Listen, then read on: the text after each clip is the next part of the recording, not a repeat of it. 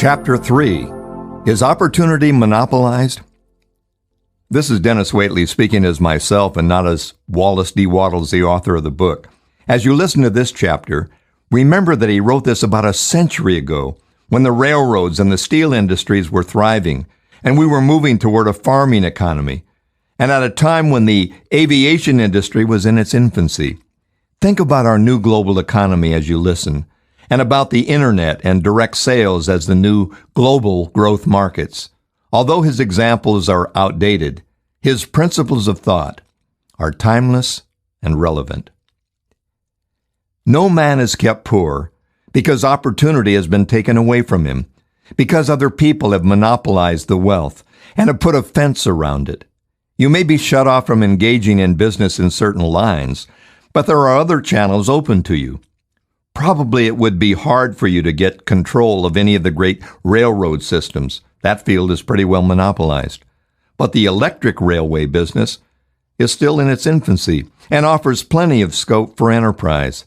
And it will be but a few years until traffic and transportation through the air will become a great industry, and in all its branches will give employment to hundreds of thousands and perhaps to millions of people.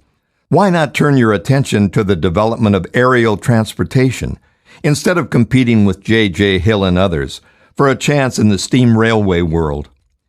It is quite true that if you're a workman in the employ of the Steel Trust, you'll have very little chance of becoming the owner of the plant in which you work. But it is also true that if you will commence to act in a certain way, you can soon leave the employ of the Steel Trust. You can buy a farm of from 10 to 40 acres and engage in business as a producer of foodstuffs. There is great opportunity at this time for men who will live upon small tracts of land and cultivate the same intensively. Such men will certainly get rich. You may say that it's impossible for you to get the land, but I'm going to prove to you that it's not impossible, and that you can certainly get a farm if you'll go to work in a certain way. At different periods, the tide of opportunity sets in different directions according to the needs of the whole and the particular stage of social evolution which has been reached.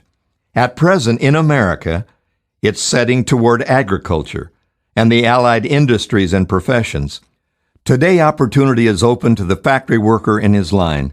It is open to the businessman who supplies the farmer more than to the one who supplies the factory worker, and to the professional man who waits upon the farmer more than to the one who serves the working class. There is abundance of opportunity for the man or woman who will go with the tide instead of trying to swim against it. So the factory workers, either as individuals or as a class, are not deprived of opportunity. The workers are not being kept down by their masters. They are not being ground by the trust and combinations of capital.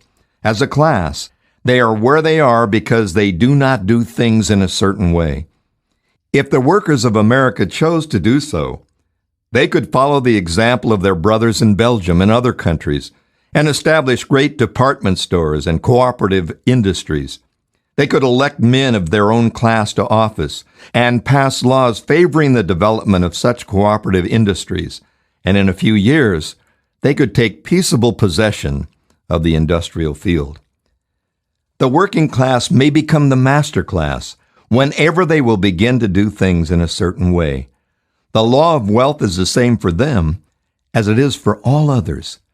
This they must learn, and they will remain where they are as long as they continue to do as they do. The individual worker, however, is not held down by the ignorance of the mental slothfulness of his class. He can follow the tide of opportunity to riches, and this book will tell him how. No one is kept in poverty by a shortness in the supply of riches. There is more than enough for all. A palace as large as the Capitol in Washington might be built for every family on earth from the building material in the United States alone. And under intensive cultivation, this country would produce wool, cotton, linen, and silk enough to clothe each person in the world finer than Solomon was arrayed in all his glory, together with food enough to feed them all luxuriously. The visible supply is practically inexhaustible, and the invisible supply really is inexhaustible. Everything you see on earth is made from one original substance out of which all things proceed. New forms are constantly being made, and older ones are dissolving, but all are shapes assumed by one thing. There is no limit to the supply of formless stuff or original substance.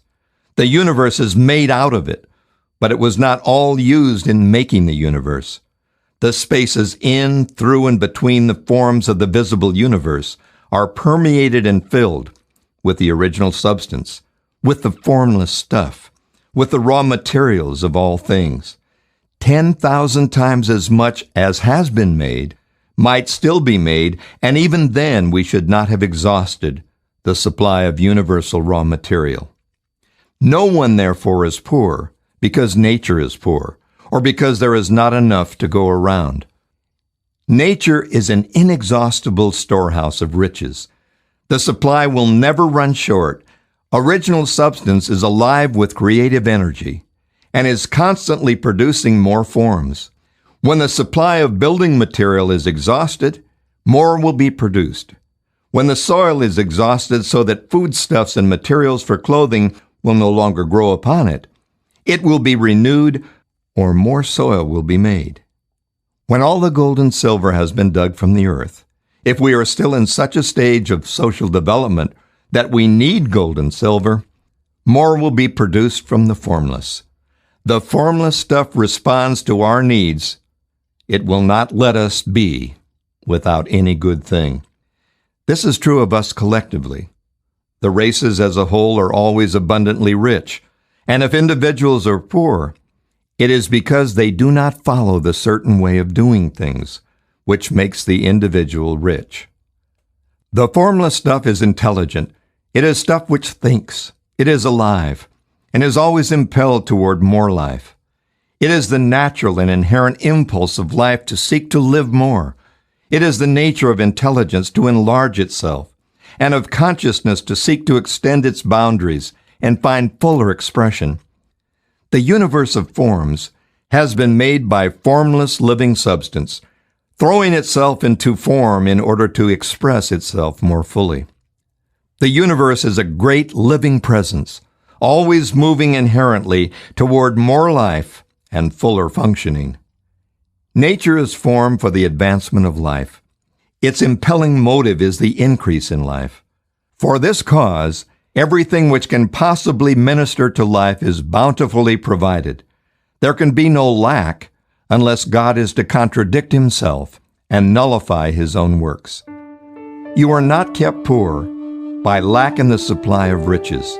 It is a fact which I shall demonstrate a little further on, that even the resources of the formless supply are at the command of the man or woman who will act and think in a certain way.